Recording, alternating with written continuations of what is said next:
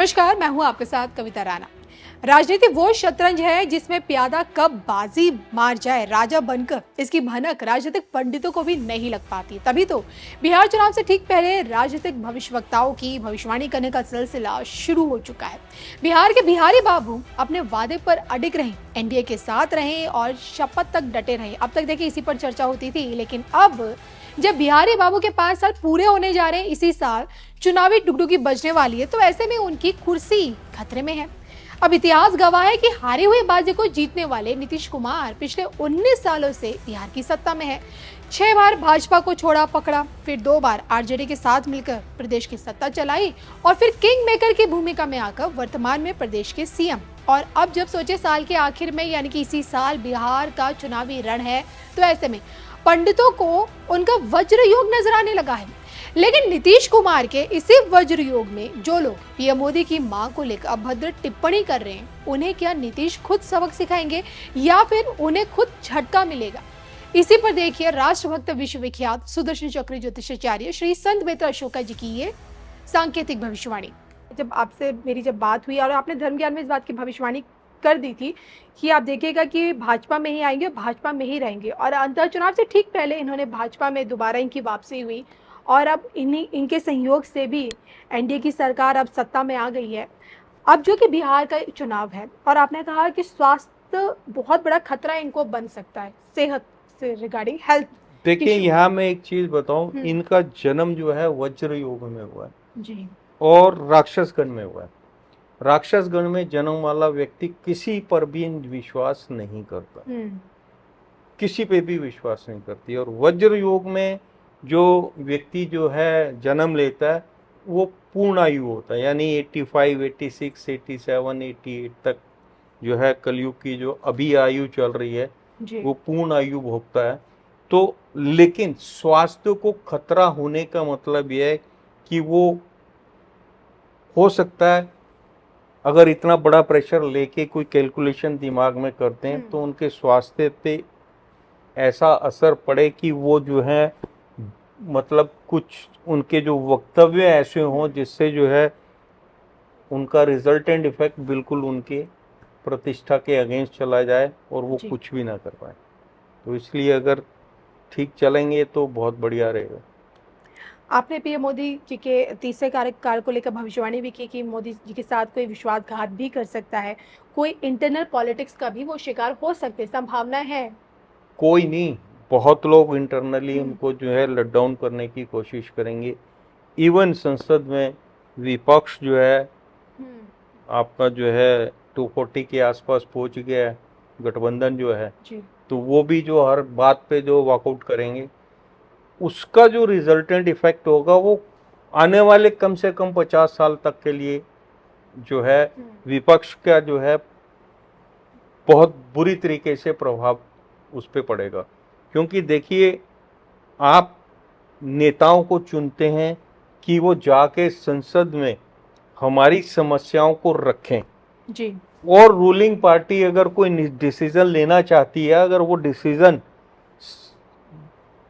ज्यादातर लोगों के फायदे का है तो उसको वो प्रमोट करें, उसको वो एग्जीक्यूट होने में हेल्प करें। हम इसीलिए तो चुनते नेताओं को जी। लेकिन अगर विपक्ष हर चीज पे अगर अपोज करेगा तो उसका जो आवाम के ऊपर जो असर पड़ेगा वो बहुत गलत होगा। जी, क्या लगता है आपको, क्या हमें मुख्यमंत्री के तौर पे फिर से नीतीश जी का चेहरा नजर आएगा बिहार में?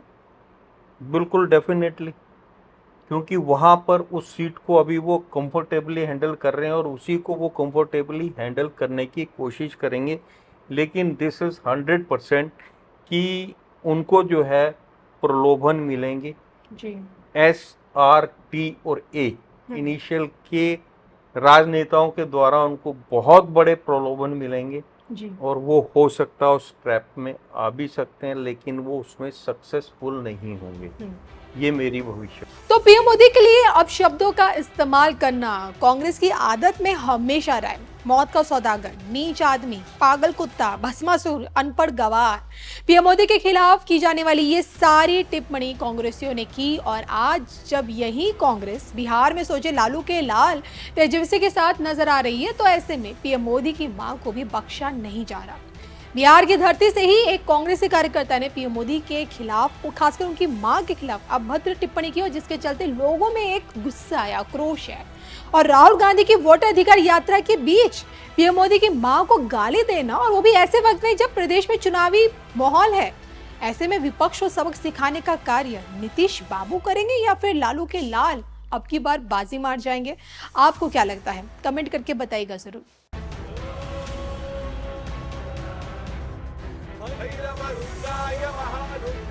सावन का पवित्र महीना और बृहदेश्वर शिव मंदिर का निर्माण शुरू होने के 1000 ईयर्स का ऐतिहासिक अवसर, रुद्राय ब्रह्मांड रुद्राय, ऐसे अद्भुत समय में मुझे भगवान बृहदेश्वर शिव के चरण में उपस्थित होकर के पूजा करने का सौभाग्य मिला है। रुद्राय अदल रुद्राय विदल रुद्राय सुदल रुद्राय महादल रुद्राय धड़ादल रुद्राय धड़ादल रुद्राय महादल रुद्राय नमो नमः।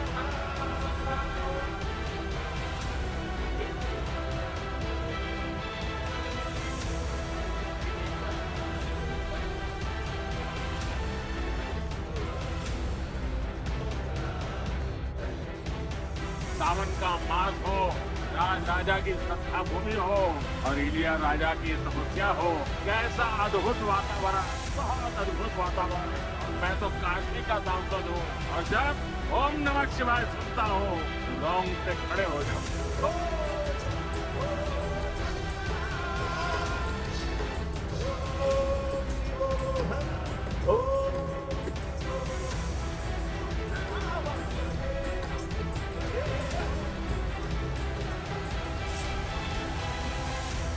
आज जब मैं हेलीपैड से यहाँ आ रहा, 3-4 किलोमीटर का रास्ता तय, और अचानक मैंने देखा एक बड़ा रोड शो बन गया और हर एक के मुंह से ऑपरेशन सिंदूर का जय जयकार हो रहा था।